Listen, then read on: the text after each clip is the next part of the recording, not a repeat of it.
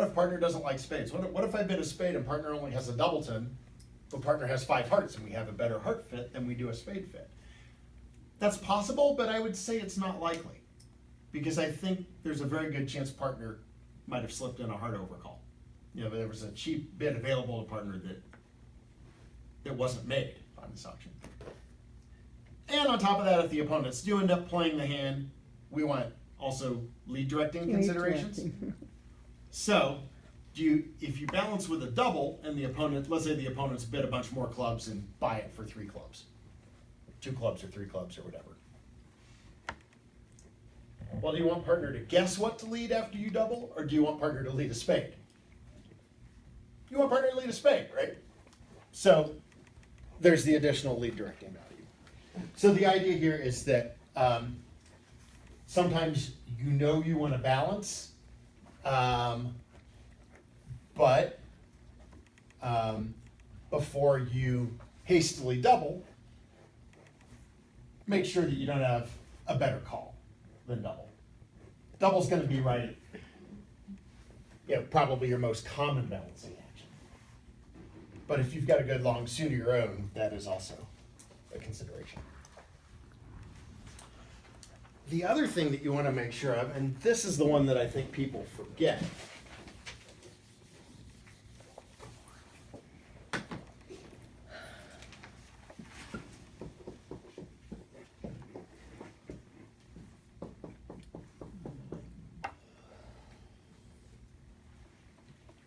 let's do this.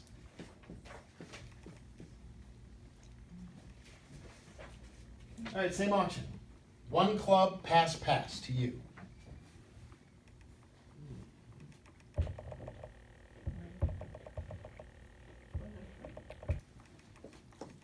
All right, remember that your balancing seat no trump is not quite the same as your opening no trump and your direct seat no trump. So in the direct seat, if you're bidding right after 1 club, this hand isn't strong enough for a no trump. But in the balancing seat, we change the range. Why do we do this? Again, this is done as much as anything to protect partner. You're bidding your hand, taking partner's hand into account.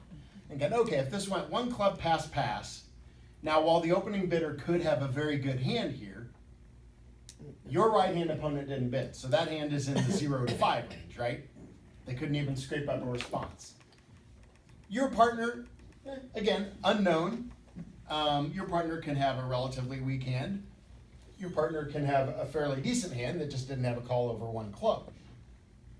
So what you're doing is you are protecting your side by kind of bidding both hands with 1 call. Now, that doesn't mean that your partner can't bid, just because you balance with a weaker range no trump. Your partner can still invite a game. By the way, and I don't know, have you all established a standard range for your balancing no trump? No, 12 to 15. 12 to 14? 12 to 15. You can be a little more wide ranging. And the reason I said this is actually, partnerships actually vary this quite a bit. And so you actually have some flexibility here. I first learned it as like 11 to 14, and then some people said, well, you can actually go 11 all the way up to 15. You can actually spread that range out a little bit. Some people on the other end will, say a good 10. I'm not inclined to balance with 10 vulnerable. I might do it at favorable vulnerability. And then, of course, you do still need a stopper in their suit. So like here, I gave you King Jack X of their club suit. And keep in mind also that if you bid the no trump here, whether you end up playing a no trump or whether partner, like if you play your systems on, and probably the easiest thing to do, by the way, is, at least for the time being, still have systems beyond even over balancing no trump. So have 2 clubs be Stamen and 2 diamonds be transfer and all that. And that way, if we get this person over here playing the hand, whether it's in no trump or a suit, what have you done? Well, you have put this opponent on opening lead, right? which in theoretically is favorable, right? That, because the hand with most of the missing high card points between your two opponents has to lead into your king jack of clubs or your queen jack of hearts or your king spades. That's kind of what we like. We like them to have to lead away from their honors. They may not have the easiest hand to lead from. And I understand that it may not be that having a bigger, a little bigger range on there may make you a little uncomfortable. But so often when you balance with a no trump, you play it there. And so that's fine, because it's not going to be that often that partner is going to be looking for a game on this auction. So you can get away with a little wider ranging no trump. There is actually, so I play a gadget with some partners that I really like, and I'm not necessarily suggesting that you add this to your arsenal, but we actually play a lot of times our balancing no trump from like a good 10 all the way up to 16. And so the question is, well, how do you deal with that? How does your partner know whether or not they should be inviting, with such a big range? And the answer is, we play a gadget called range stamen, where when you bid stamen, you not only respond to it saying whether or not you have a 4-card major, but you can also say whether you're at the top of the range or the bottom of the range. But we'll save that for a snowy day this winter. Yeah, let's do when it. you've run out of all the other conventions that you want to learn, because it won't come up all that often. So. Yes, but if you ever run across it, if you ever see something called range stamen, that's what we're referring to. So. Kurt, the reason we were using 12 is because we were taught to think of it as borrowing a king from your partner.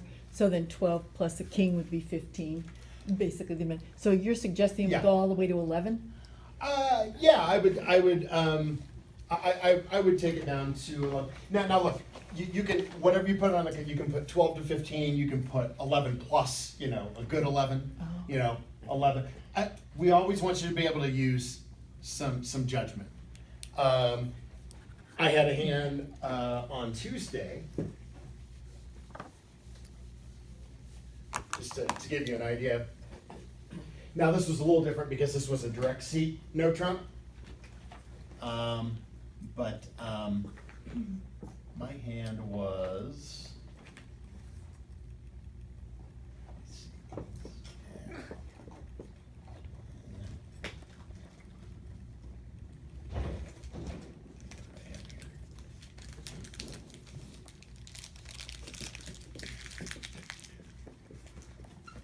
think my hand was that.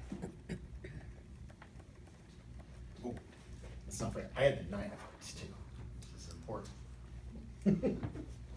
I had a hand that looked like that. So I had 14. 3 10s and a 9. Yeah. Also, I was at favorable vulnerability. My right-hand opponent opened a club. Well, I don't want to make a takeout double with this hand. I mean, I've got 3 4 in the majors, but I only have a doubles and diamond, right? So I don't really have the right shape for a takeout double. So I actually overcalled a no trump with this hand. In the overcall, direct overcall seat. Yeah, that was actually in direct seat. But I would have done the same thing in the balancing seat. So particularly at favorable vulnerability, I thought that it's like, okay, partner thinks I have 15, but this is a 14 that, at least for no trump purposes, this is better than some 15 and 16 counts that I might pick up just because of the 10s and 9s in there.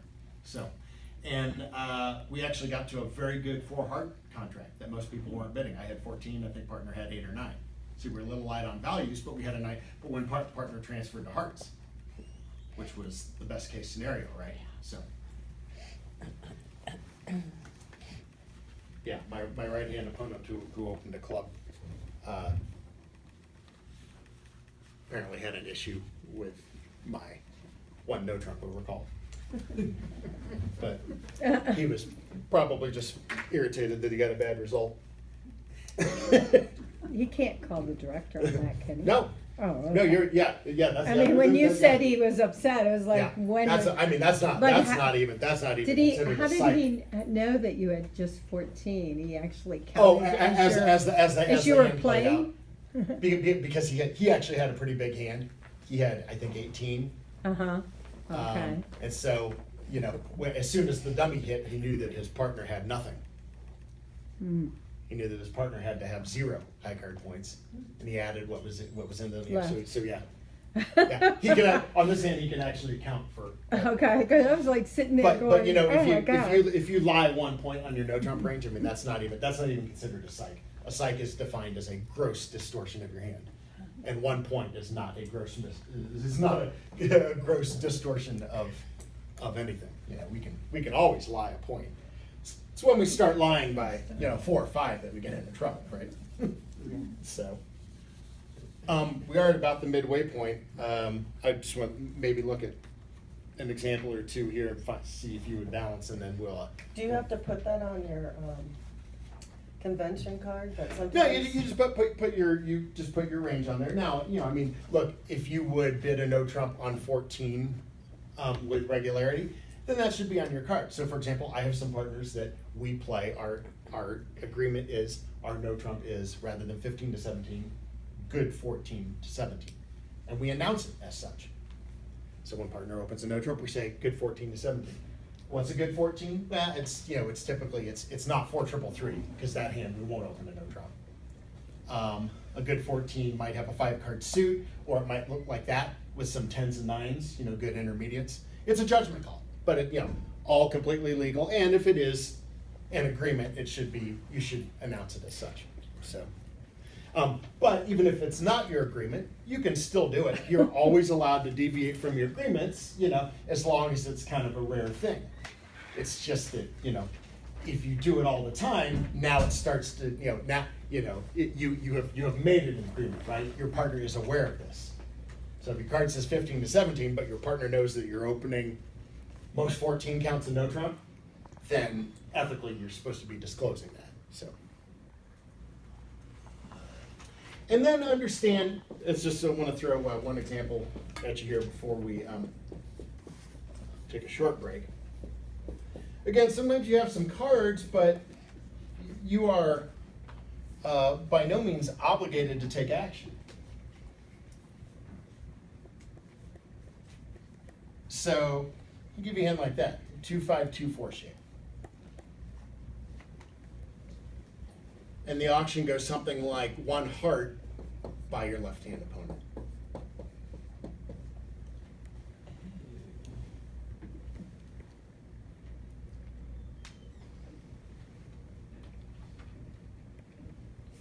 Does anybody see a good bid with this hand? I would hope they stayed there.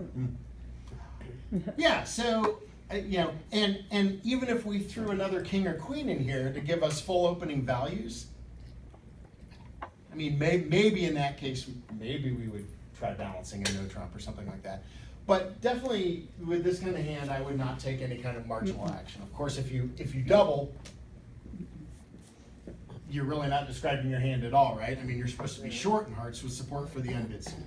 And if you double, partner's bound to bid spades or diamonds, and now you're kind of stuck, right? But there's no guarantee that this is a good contract for the opponents. I mean, you're looking at 5 hearts, right? They're not great, they're 5 hearts to the jack. The opponents might have a better place to play. What if you reopen this auction in some fashion? Or I should say balance in some action, in some way, even though all of your ways of balancing are pretty much flawed, but let's say you do it. And let's say the opening bidder now says 2 diamonds. The opponents almost certainly have a better diamond fit than they do a heart fit, right? Yeah. Just by virtue of the fact that you're looking at 5 hearts. And so why do I want to take them out of a spot that may not be so good and get them into a better contract? So that's always a danger too. So yeah, I would just pass and go quietly. If we can't beat 1 heart, that's okay. If 1 heart quietly goes down a trick or 2, because they caught dummy with just a small singleton, and they're getting a bad trump break, and you know what? Sometimes that's plenty of match points right there. Why don't we go ahead and break for a few minutes, because this is a good